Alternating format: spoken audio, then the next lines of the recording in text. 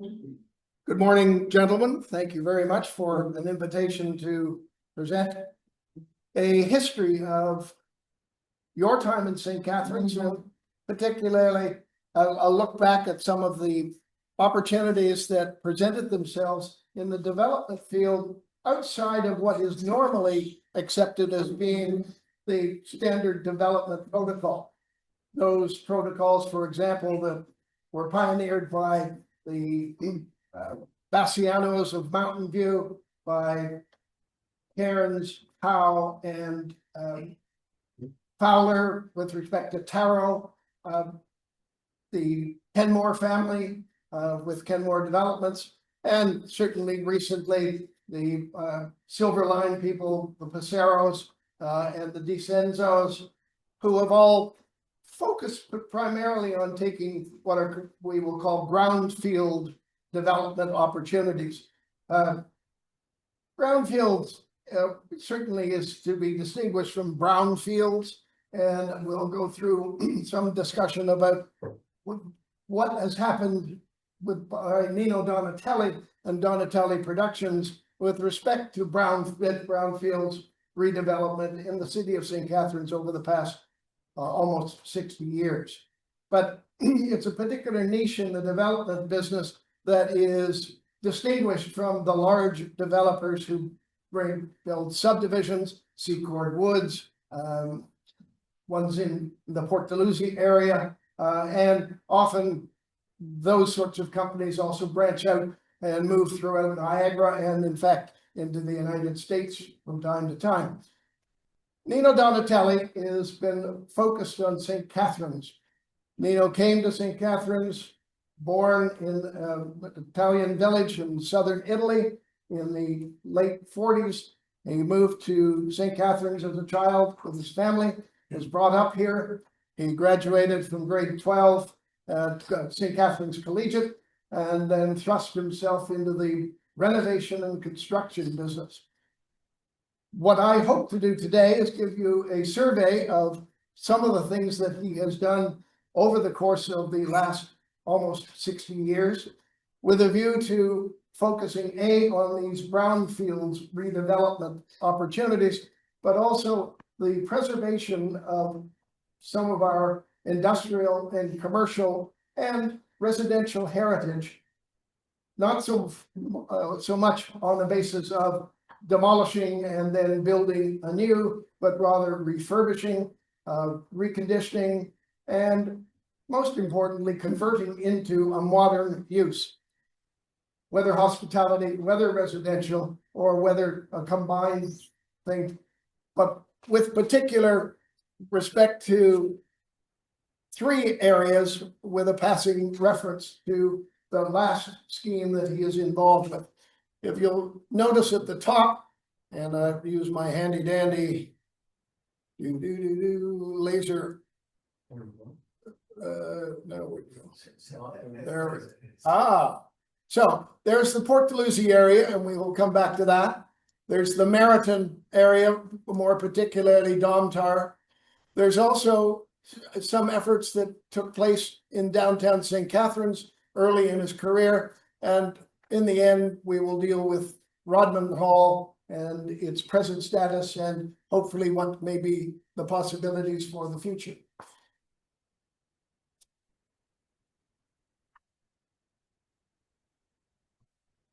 There used to be a light here. Yeah. Operator error on my part. Nope. So all I need to do is just do that. And there you should be fine now. Great. And just said. Yeah, we do. There we go. Thank you. Operator on my. This is the top square sound. And it reflects the Port Dalhousie area.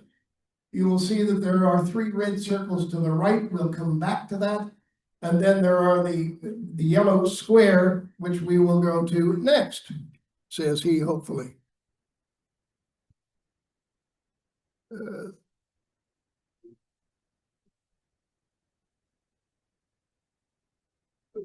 No. Yeah, just Sorry. yeah, not sure what's going on there.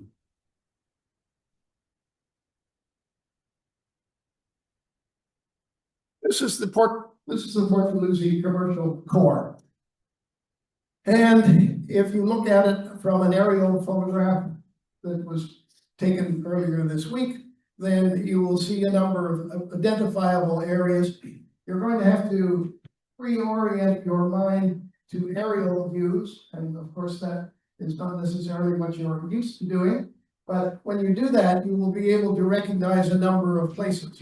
We're going to be talking about the red circles up at the top, and we will be cutting to some photographs of those particular properties where they exist. We may, if we have an opportunity, come back to the Lincoln Fabrics property at the bottom and discuss the alternatives that are available with it. But in the meantime, if we were to focus on, oops, too fast. For those of you who may have been veterans of buying beer at the cheapest place in town, you will know in the 1970s, the place for it is the Port Hotel. The Port Hotel was on the corner of Lakeport Road and an unnamed street that was the passageway into the Lakeside Park parking lot.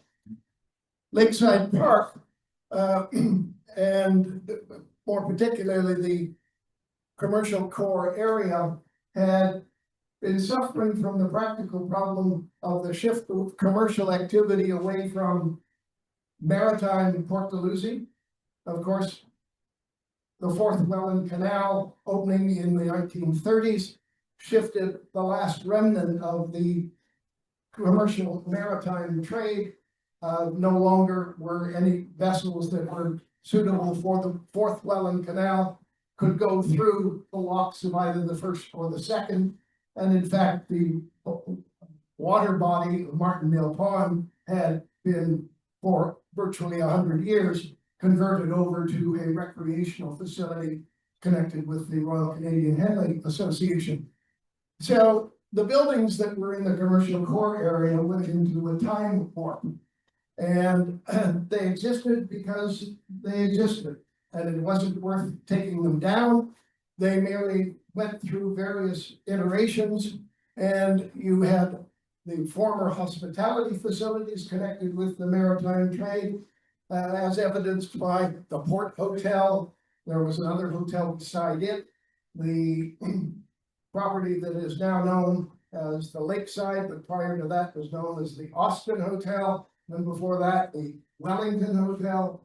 The Lion Inn Tavern across the street was one that catered to the mariners, both when they came into port, but also when they wintered, and they would stay over in the facilities together with the rum joints, and I'm sure that there were occasional diversions available for with the opposite sex.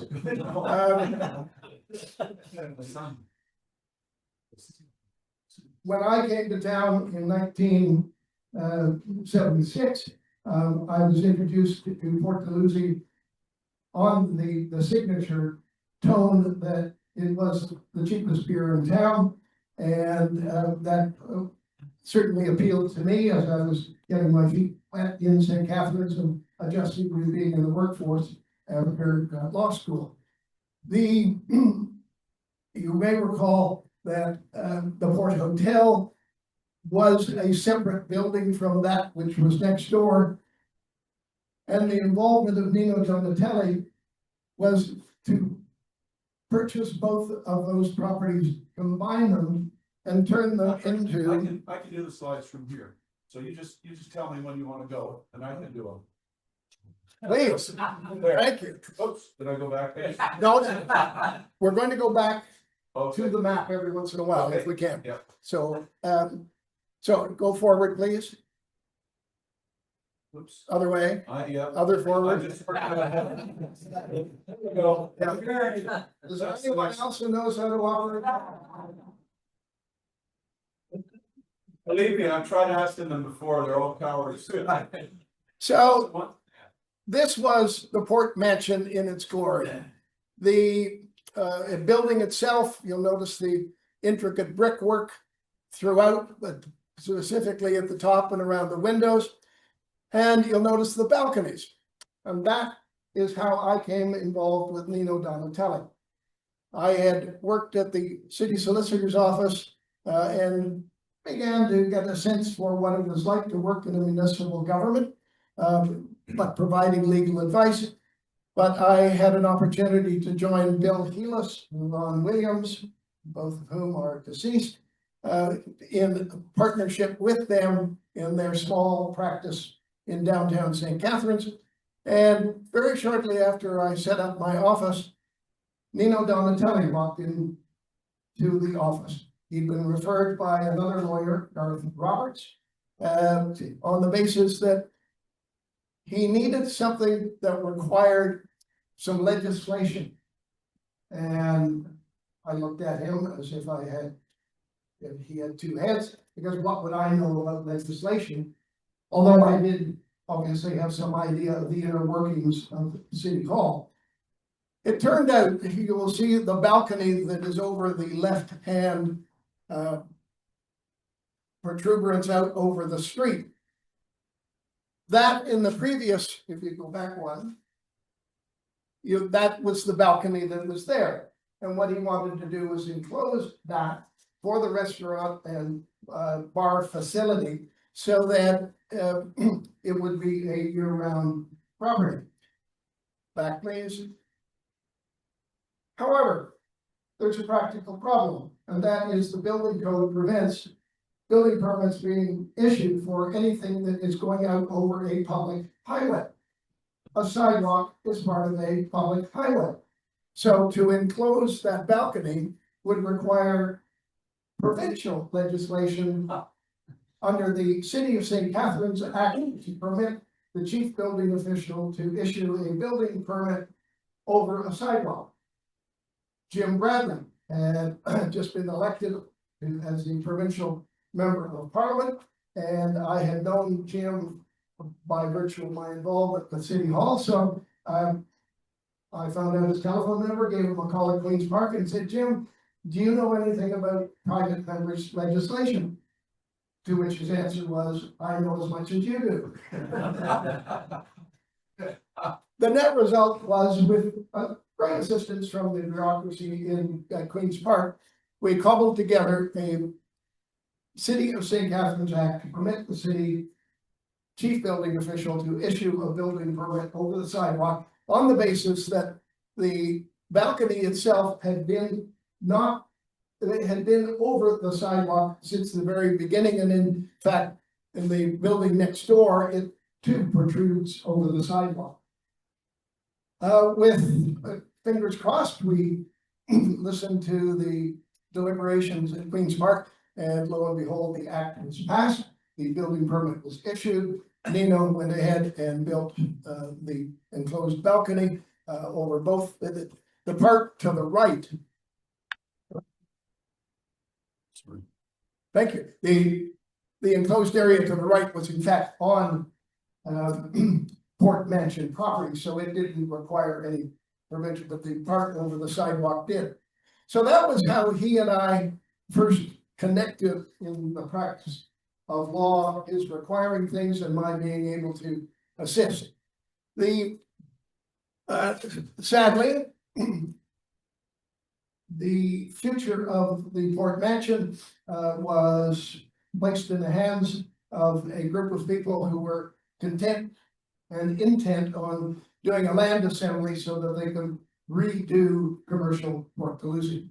And the net result of that was a period of stasis where things just stayed there while they pursued the land assembly issue, and we retreated to some other properties that Nino had.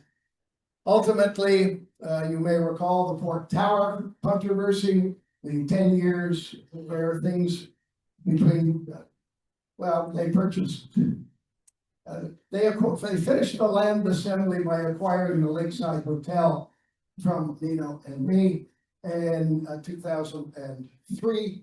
And that then began the Port Tower controversy, which really went through the Ontario Municipal Board well into the 20 teens.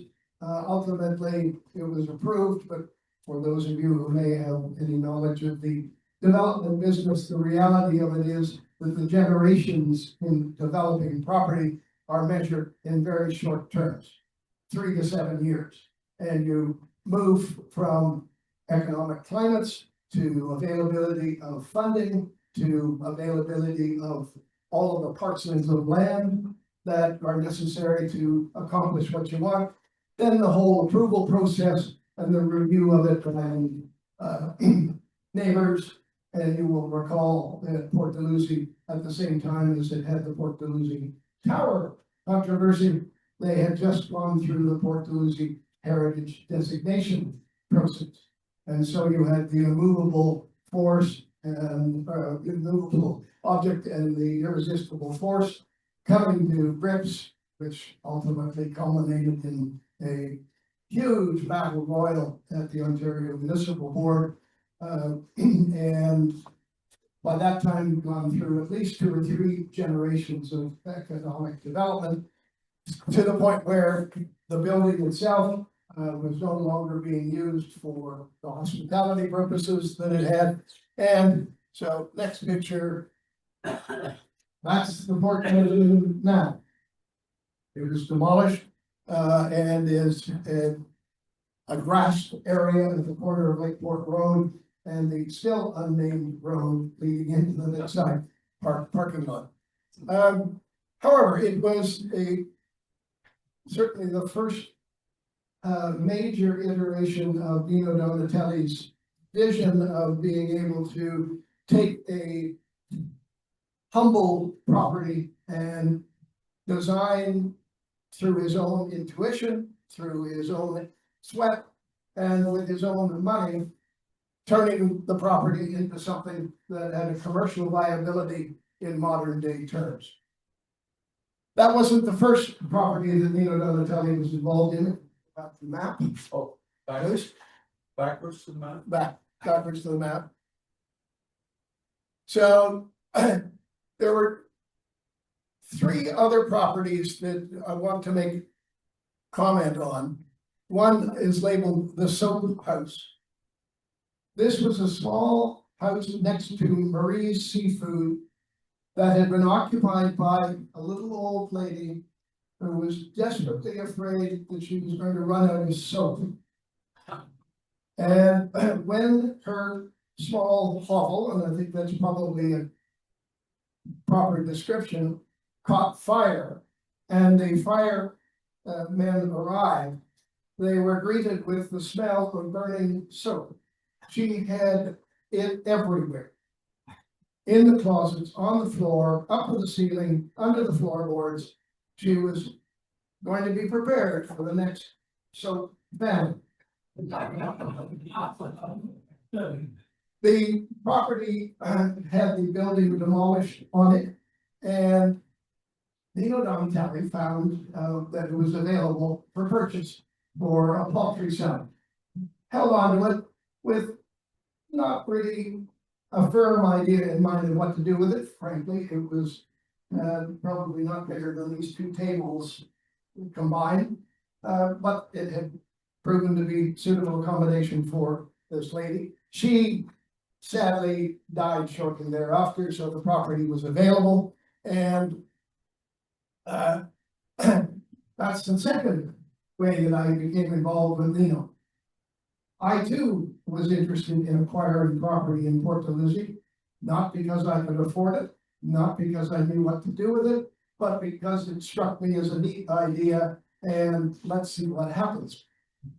And so he told me at one point that soap house property was available for sale, and I agreed to buy it for $3,000.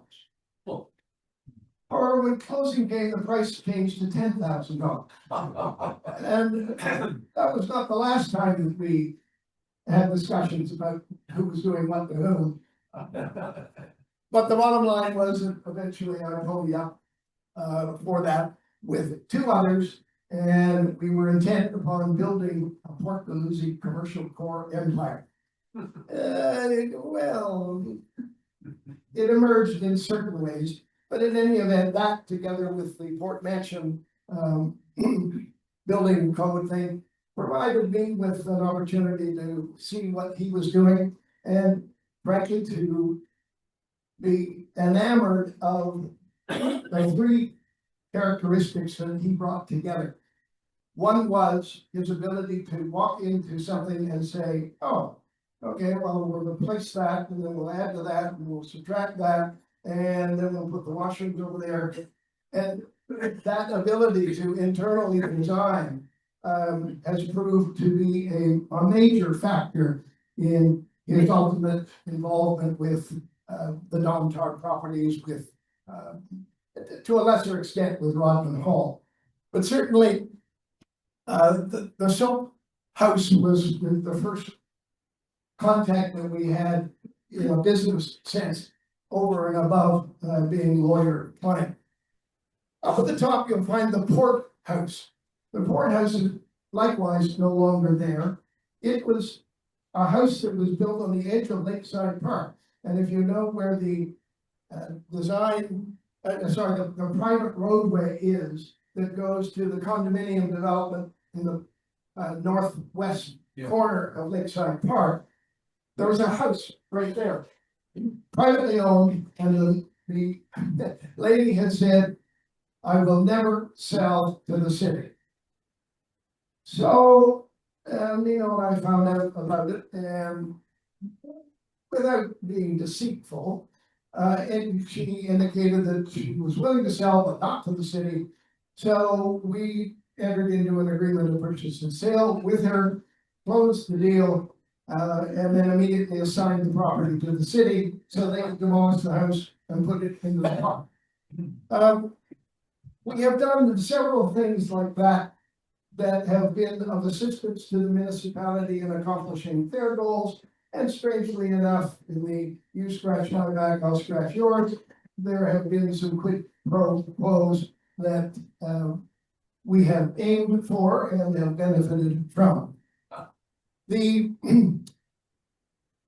principal project, however, that Nino was first involved in that, yes, thank you. Murphy's?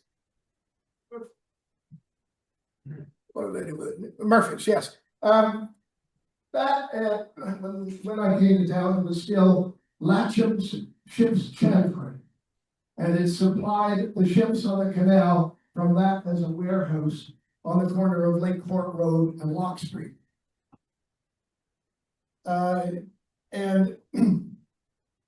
I actually went through it with my erstwhile partners at the time we were looking at the soap house. And it had been abandoned by Latchams. They moved over to, I think it was Bunting Road, or the Canals Parkway. And the property was available for sale. For some reason, we put in an offer to buy. None of us in the hospitality business, the restaurant business, the renovation business, in fact, any business. But it just seemed like a neat idea at the time. Fortunately, we were nipped with the wire by Nino and his cousin Gino. And they proceeded to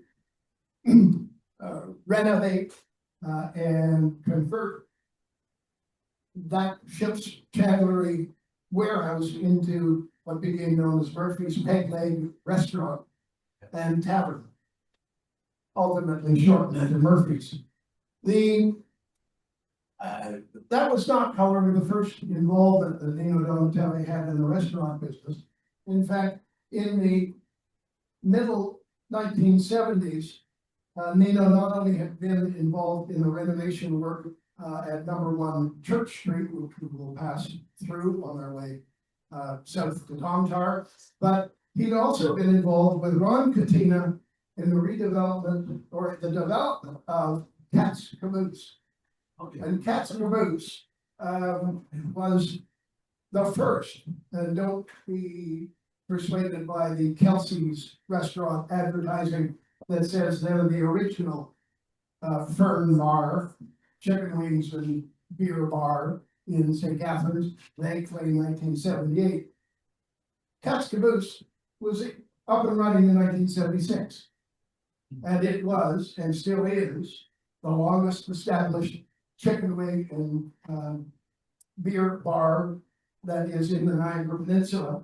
He picked it up, he'd been over in Buffalo and had seen that there was the emergence of places like Frank and Teresa's and the Anchor Bar, and saw the popularity of chicken wings and beer.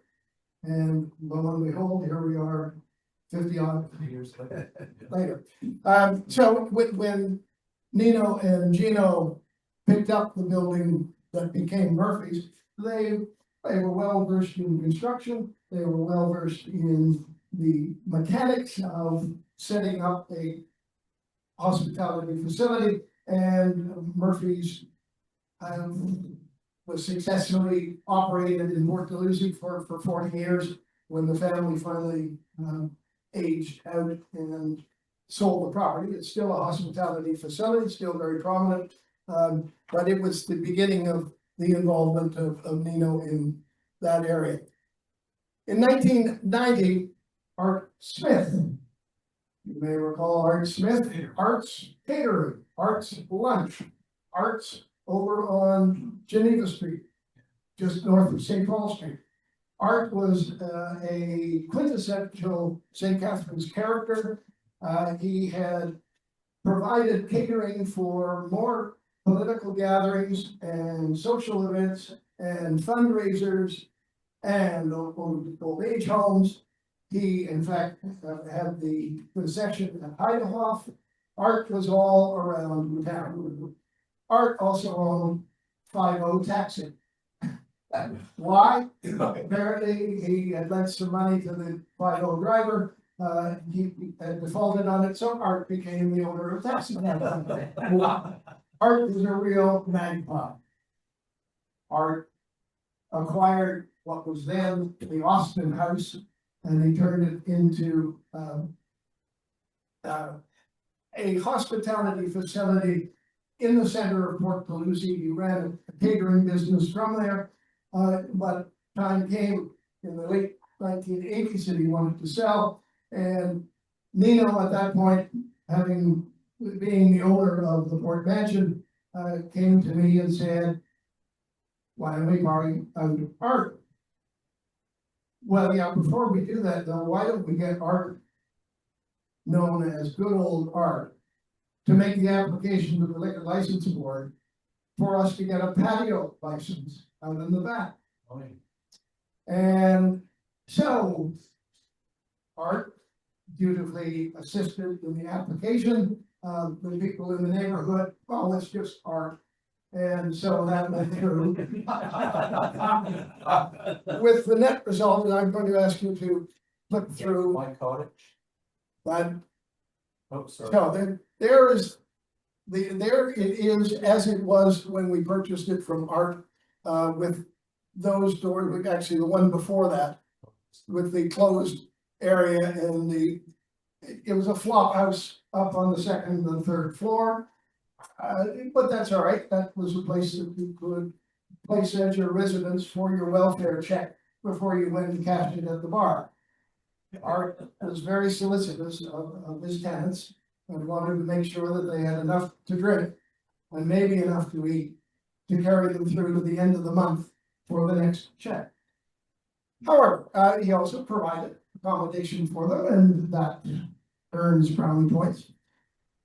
The refurbishment of it, there was a very strong facade. You can see the dental work up on the roof line. You can see the stonework around the windows. And so ultimately that got turned into my cottage. And there you are. That's the largest outdoor licensed patio in Ontario. My son was a 1,000 people. my son was a frequent patron. Indeed, a number of families have had their children go through there as an educational experience. That's the way he did it. Yeah, and the annoying part was that while it was licensed for 2,000 people, And in fact, they took the banquet room down in the basement and Nino installed 16 toilets. 8 male, 8 female, in order to provide the necessary watering holes for those people who were getting thirsty out on the patio. But the practical problem was that when that filled up, then people went out in the parking lot and just opened their trunk. And there they would find a case of beer and they would supplement their glass and then bring it up into the patio. But you can see there's a stage there, and it was noisy. That will come back into play later on. Ultimately, Nino did the work on the redevelopment of the site. It was leased out to a succession of tenants. They all did thrivingly well through the spring through the summer. But needless to say, Port Dalhousie dried up during the winter. So you had to make your money then, and Nino did, which allowed him to refurbish the upstairs to turn them into 5 apartments. But ultimately, the property was surplus to his needs and to our needs. And so in 2003, we sold it to the Port Tower people. That they had, by that point, purchased the Port Mansion. They had a land assembly that worked sufficiently for their purposes. And you may not remember, but Jack Diamond of Diamond Schmidt Architects. Jack Diamond was engaged to design a combined commercial residential high-rise facility that was spectacular. Jack Diamond was the person who was the lead architect on the Canadian Opera Company, National Ballet Company Center in Toronto, the Four Seasons Center. His firm was hired by the Mariinsky Theater in St. Petersburg to redesign it. A man of considerable talent and international specter. He came and did a presentation to St. Catharines City Council about the 31-story tower, and it was, I happened to be there. It was a remarkable performance. However, it also thrust Port Dalhousie into the midst of the Port Tower debate, the confrontation between the Port Dalhousie Heritage District and those who were looking to redesign downtown Port Dalhousie. Let's go on. So back here is the general map of Port Dalhousie, and we want to then focus on the red circled areas. The two at the bottom, one is the on the Henley townhouse subdivision that is at the top of Lakeport Road before you descend down into the Martindale Pond Harbor area. It is a townhouse condominium, as you can see. It is, Nino came into my office and said, the old man's died. That rather cryptic comment, of course, required me to say, who? The net result was there was a 2.5 acre grass area tucked in behind the Lakeport Road houses that had been a market garden. And the little old farmer who had a market garden and had a place down at Market Square died. And his family had decided that they were not going to carry on the business and put the property up for sale. Or they were about to, when Nino walked in the door and said, so sorry about your loss, but how would you like to sell the property? And he acquired it and came in to see me and said, we're going to buy this. And what do you mean we? You and I are going to buy this. And we then had to do a couple of land assembly purchases of lands out on Phil Park Road and out on Lakeport Road, but we completed the design, or at the land assembly. We had plans prepared for the development of it, site plan agreement, rezoning, and so on, dealt with the community meetings, and the net result was that it was approved for I think it was a 32 unit townhouse subdivision overlooking Martindale Pond. That was the first time that we decided that we were not going to go beyond the land assembly and redesign, but rather sell to those people who had been experienced with marketing, construction, selling, and all those things that take it from the next level of vacant land through to an assembled parcel that was completed to a particular design. We originally sold it to someone who made way more money than they deserved north of Toronto, who came and was just buying up land around St. Catharines. But unfortunately, the market turned on him. We got the property back and then sold it to Kenmore, and Kenmore ended up building the on the Henley development. The circle north of that, this is where the noise comes back in. Ken Bowman owned a house on a promontory, and was the first person to hear a pin drop in a hospitality facility in Port Dalhousie. And that immediately occasioned a call to the police, to the bylaw enforcement people, to the liquor license people, and issues had to be resolved over the course of time. Fast forward 20 years, Ken died, and the property was available.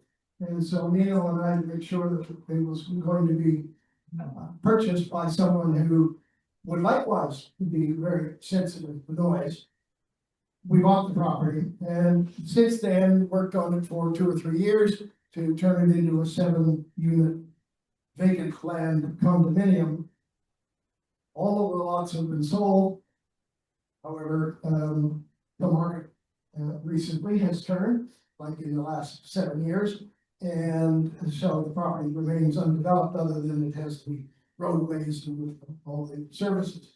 But those were sorts of sidebars for Nino.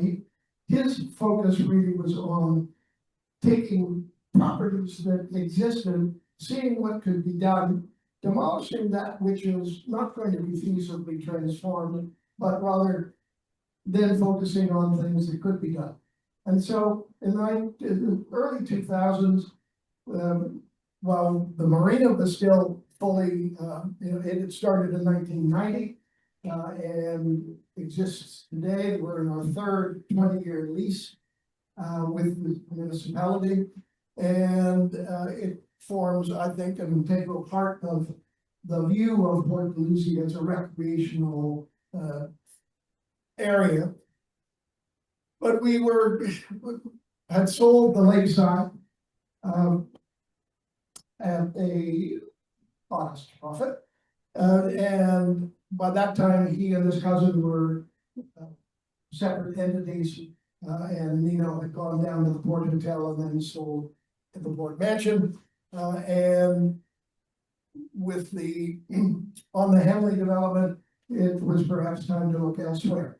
And lo and behold, what would come up with the Domtar properties?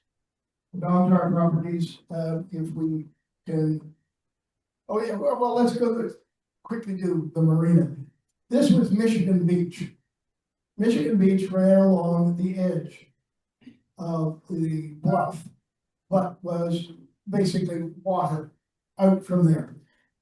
The municipality spent $2 million filling in the beach out to a depth of 8 feet.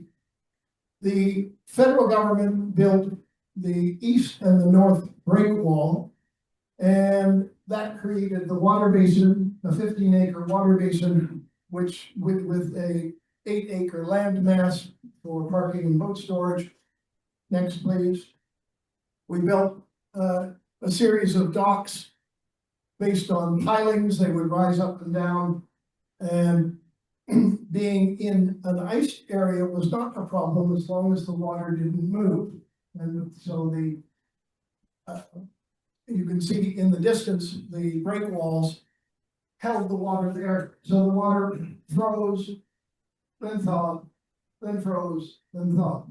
The problem is, especially when you're talking about things up in lake country, rivers and lakes, is when the ice moves. As long as it doesn't, it's just going to stay in place and go up and down. So you can build a system either rising up and down on pylons, or you can have chains which have engine blocks that hold them as anchors on the base, and they just shift to the limited extent that they're going to in a facility that is enclosed like that.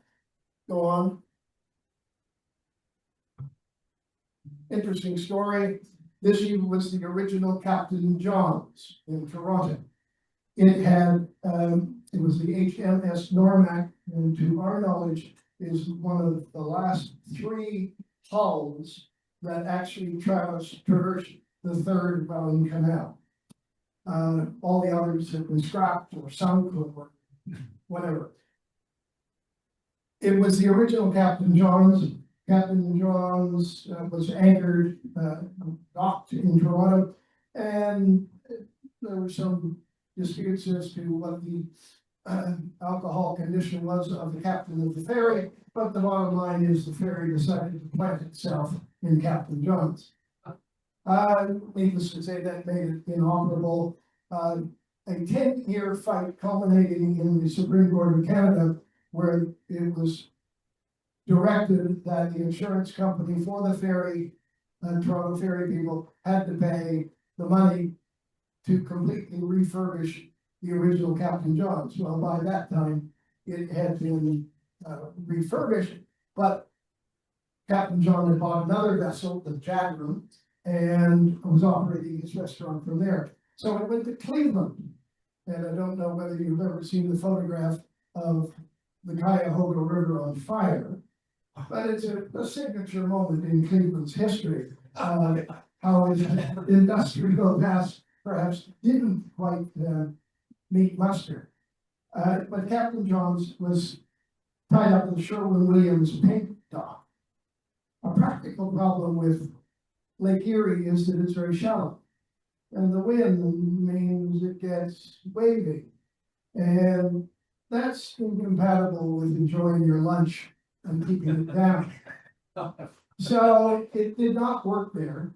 We found out about it, and Nino went to Cleveland, bought it. It had no engine, but it had been completely refurbished as a restaurant facility. And so he then arranged to have a tug bring it across the Welland Canal, bring it through the Welland Canal, and we sort of forced it into the mud. And there it lies. The practical difficulty, and this is both good news and bad news, is that while it's a very stable situation, it's also seasonal. And how many people in February think of going down to the waterfront to eat or even have a drink?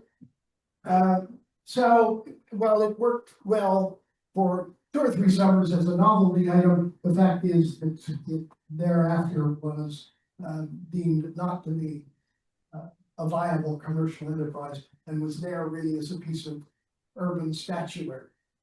The good news is that with that, we didn't build a building with a restaurant and offices and a Taj Mahal for club members and so on, which meant we weren't paying for property taxes when the place was empty for 8 months a year. That became the facility. We built the functioning office and washroom facility, and that was all that we needed in order to provide for the voters with it. And then the last one. So that's the outline of the marina. There's room for one more round of docks. It's full. It does well in relation to the marinas and the yacht clubs on the north end of Lake Ontario. But it's a recreational facility. We have 17 years left on our most recent lease. So it's like a utility, you build it and they will come. But it also provides an extra function. So this quickly going through downtown, you will see at the bottom, number 1 Church Street, that was where he initially got started. At one point, Ontario Construction and Newman Construction had a works yard back up off Clark Street behind the old, well, what is now the Giant Tiger Plaza, but it used to be the IGA. And Nino went in there and refurbished all of the work buildings. There were 2 houses up on Church Street. He refurbished those, ultimately sold them off. So that's his involvement downtown. If we go ahead, then, and that's sort of Church Street when it was being remodeled, and, yeah, sorry. Church Street, and then in the corner is the finished thing. It's Edward Jones' investment office. It had been lawyers' offices for the time. Go on, please. So here we are in Merritt. In the late 90s, Don Tar indicated that it was exiting St. Catharines. Its buildings, industrial buildings, were at least 100 years old, in some cases as old as 150. That the equipment that they had used had been dedicated to paper making, but the reality of it was the civilization circled it.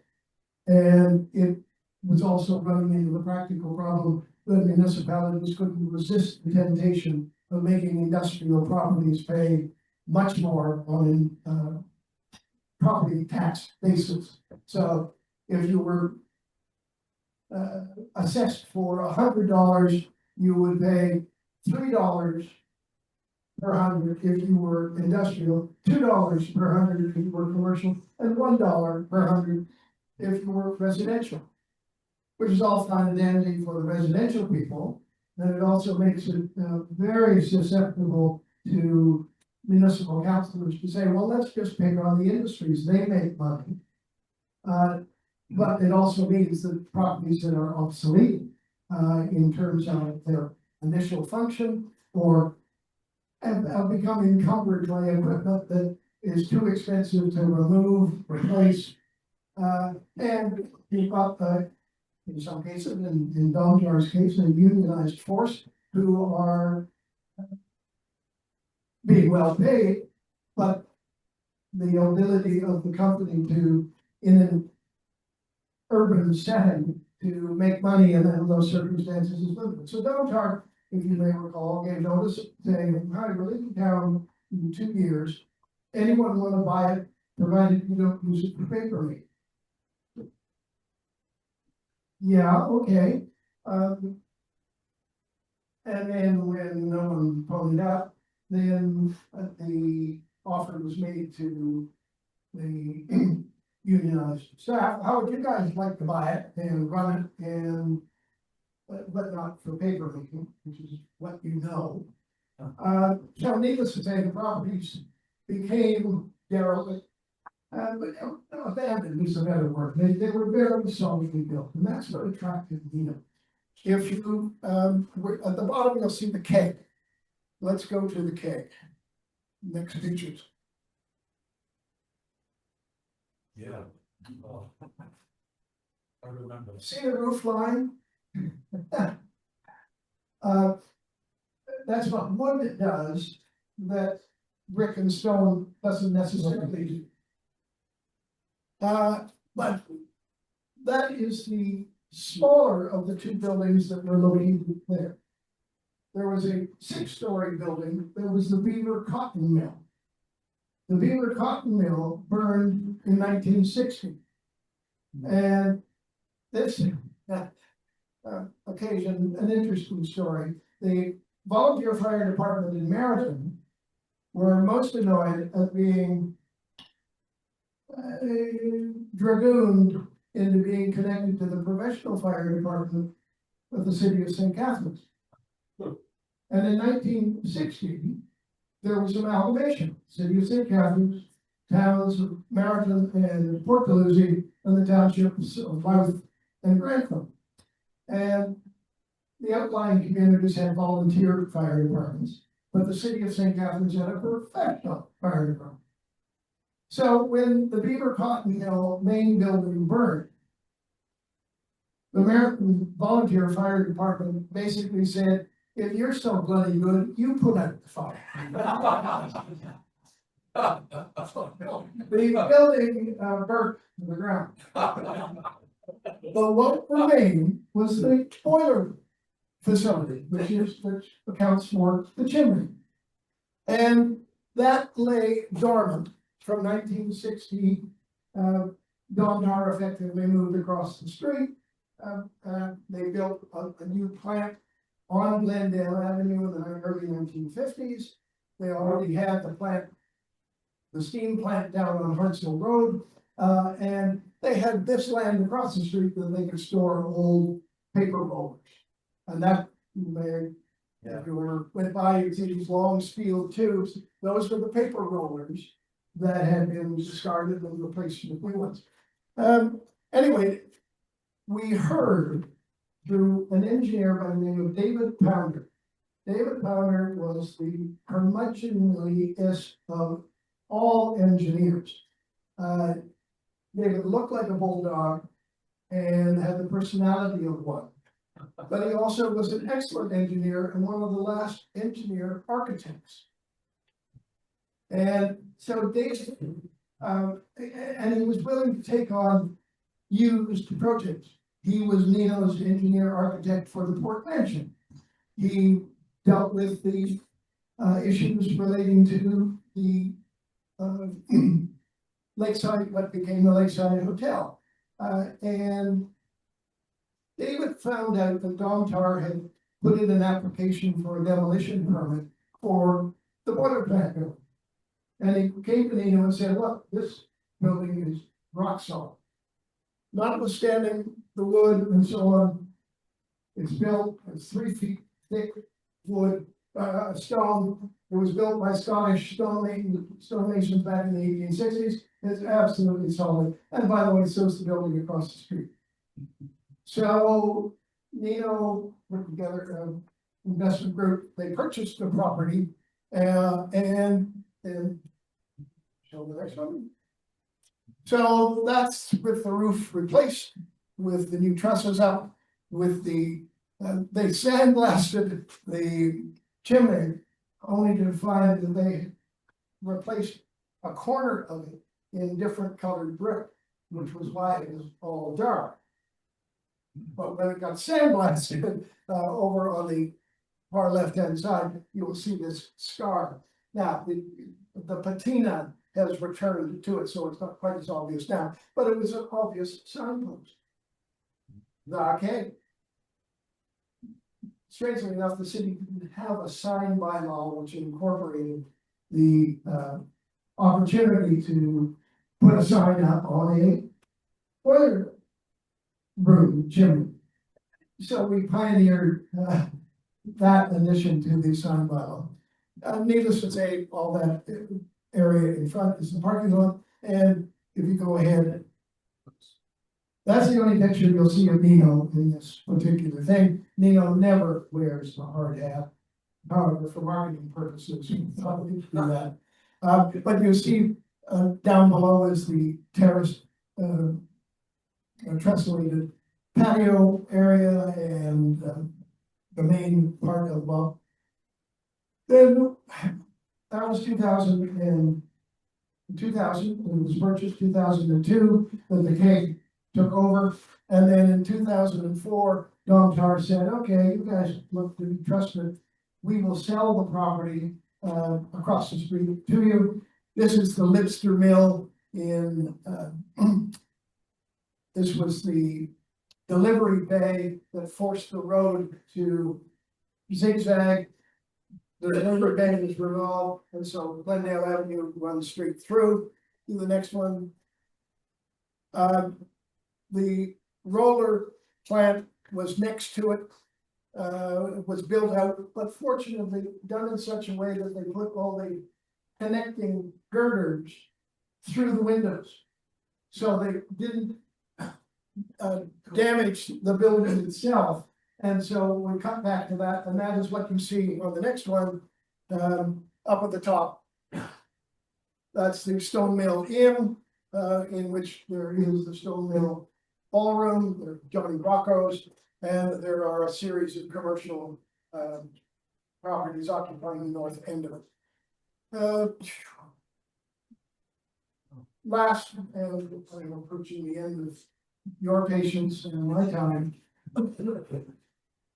This is an overview of Rudman Hall. If we were to very quickly. So it's a 12-acre parcel. 4 acres of it is the Walker Botanical Garden that cascades down to the 12-Mile Creek. But the balance is the Rodman Hall Manor House, together with the area in front. Efforts were made to try and make it work as a boutique hotel and event center. The reality of it is that people aren't from Scarborough are going to come down and hold their weddings in St. Catharines. And how many people are you going to have in St. Catharines that are going to be drawn back to St. Catharines rather than to Niagara on the Lake? It is now beginning in its early stages of being a recovery center. And anyone who is familiar with the Homewood facility in Guelph will know that there is a huge requirement for people to provide facilities for not long-term mental health issues, but short-term issues, trauma, and obviously related addiction issues. And this works on a 30-day focus installation together with diet and exercise and therapy. It is not for the faint-hearted or the light-walleted, but it's also a facility that is very interesting to fire department unions, police unions, who are dealing with PTSD issues and looking to short-term recovery. So the estate setting is remaining, but in a hospital setting. So that'll be interesting to see how that unfolds. There is already a huge lineup to get in, and it's starting as of the 15th of February to be open for that purpose. There we are again, Port Dalhousie at the top, and St. Catharines in the center. And that's the American complex of Domtar. There are several other facilities, I won't bore you with them. Remnants of Domtar. And the bottom line is that Nino Donatelli is someone who has, for almost 60 years, been integral in the brownfields redevelopment of heritage properties to the extent of preserving them, although in modern uses, for modern day consumption. I hope I've given you some insight into a member of our community who likely would pass by you right now and you would know from Hill of Beans, but has had an extraordinary impact. I've been blessed to have been accompanying him for 45 of those years. And I'm so pleased to be able to tell his story because it's something that is, I think, a success story for St. Catharines and the community. Okay.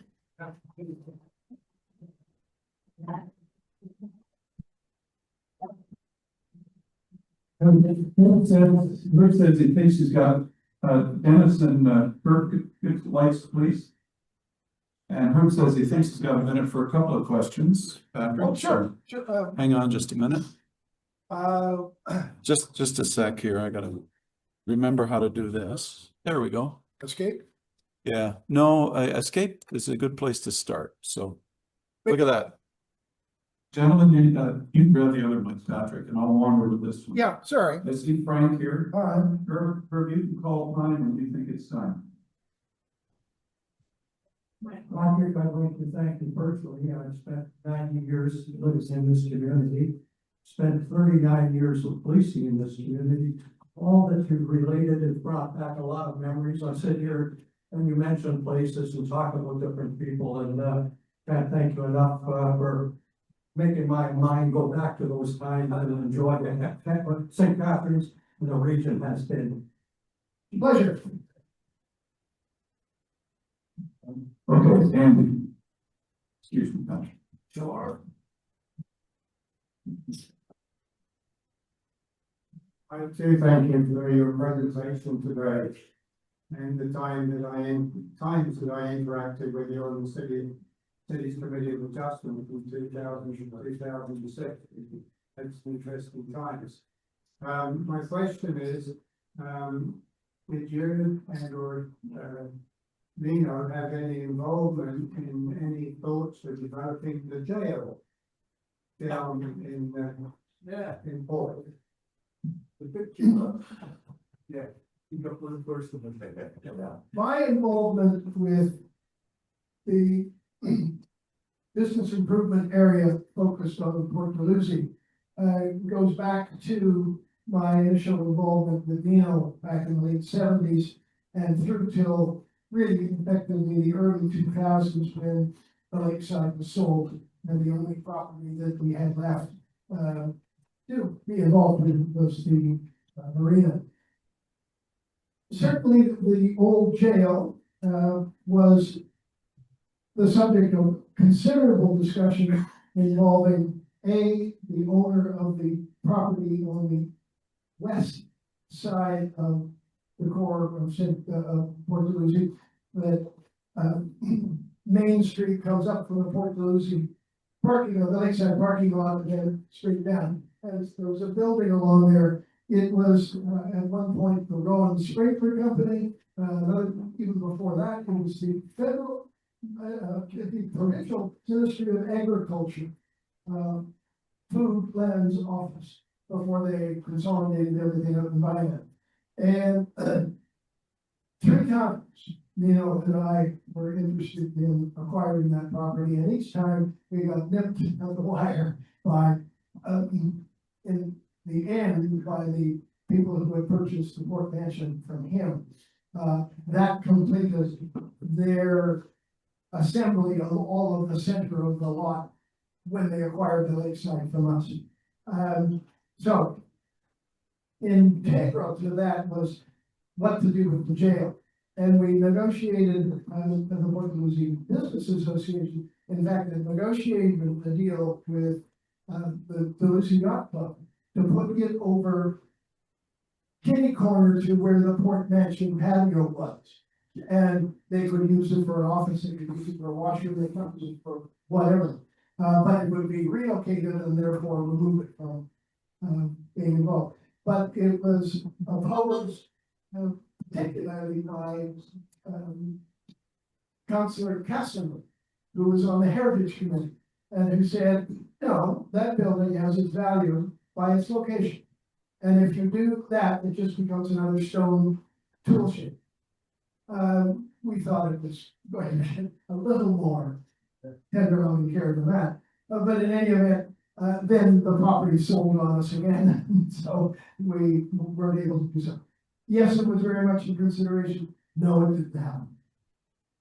Okay, Herb says it may be time for one more question, if anybody's got a quick one. Tom, you don't give the mic a bit of a gap.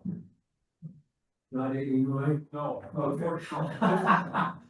I live in Port Dalhousie myself, and I find it very interesting what you have presented here. What is happening with the Lincoln Fabrics building? I was hoping that would come back up.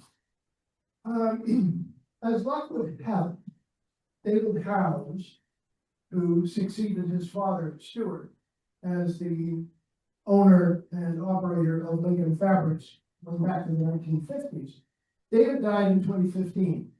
And I was lucky enough to be a friend of his, and I became one of the 3 estate trustees. And the issue obviously facing us was, what was an operating business with a viable, usable building going to do without the person who was in charge? And first of all, the business was sold. It relocated to Grimsby for a short while, was on the highway in Catharines, and then has disappeared. I tried to follow it from there. My guess is it was swallowed in the custody of the Canadian, the only other Canadian specialty weaving operation that was out of Montreal. They really wanted Lincoln Fabric's connection to a plant in Alabama in order to qualify to be able to bid on the American military. And my guess is they probably sucked the life of whatever arrangement they had, buried it into their company, and then no longer needed the Grimsby outfit. David, then the issue was what to do with the building. An individual by the name of Sheldon Rosen came forward. He's an architect from Montreal, and had his eye on the Lincoln Fabrics building for years. And so he was delighted to bring together a group of people to acquire the property. They were the successful bidders of it. The estate thereby had sold the business and sold the building. That money went into the accumulated assets that David had developed over the years, and net of tax, $18 million was given to the Niagara Community Foundation for 3 purposes: higher education.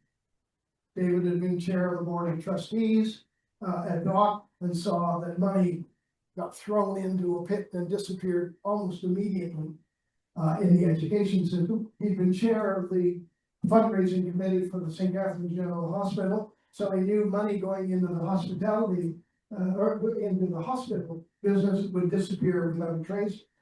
And he was very interested and has supported a number of community-based things, often in sports, and he wanted to make sure that there was a funding there. So he said, great, if that money is to be used, not spent as capital, but be used for the generation of monies available for higher education, healthcare, and community purpose. And so that took the, at that point, the Community Foundation had 36 million. It took them up to 54 million. They're now at 99 million, with the monies generated available for applications for all sorts of purposes. So David husbanded the facility for years, knowing it had a value. And I'd like to think that the trustees recognized and realized on that. The property is in the hands of Sidney Rosen and his group. They've run into the buzzsaw of the last 7 years, COVID, the turn in the market and so on. And the plans that they have, I think, is for 98 condominium units. They would add a short tower to it, but the building itself is absolutely solid. 2 things. One, the machines that are used as looms for the weaving that is required for the textile factory operation vibrate, and brick buildings can separate. The company that he bought the looms from, Sulzer in Switzerland, he said to them, I will buy your looms provided you guarantee my building. And so they said, we'll guarantee your building if you do the structural additions that our architect will tell you to do. That was done. The building is still there 30 years later, and absolutely rock solid. It's built on water, which creates some interesting issue. And